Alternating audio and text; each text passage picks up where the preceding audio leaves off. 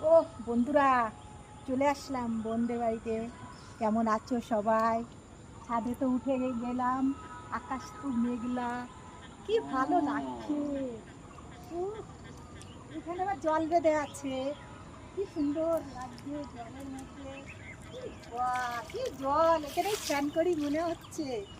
বন্ধুরা, কেমন লাগছে আপনাদের? চলে আসুন, স্নান করবেন। তা আমি তো এখানে স্নান করবো, বেশ ভালো লাগবে।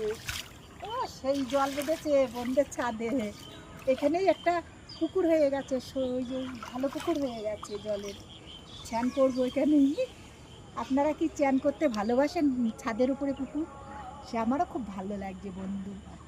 আপনাদের কেমন লাগছে বলুন? হ্যাঁ, ভালো লাগছে।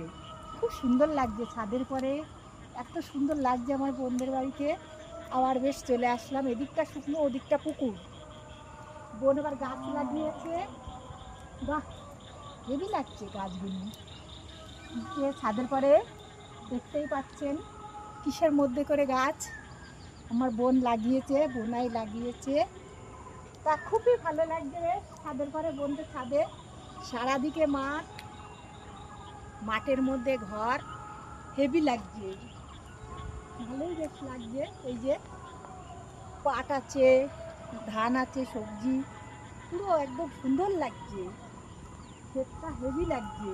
আপনাদের কার কার ভালো লাগে বন্ধুরা? সবাই বলবে কমেন্টস করে। আর আমার পাশে একটু থাকতে। Tata, bye bye. সবাই ভালো থাকে।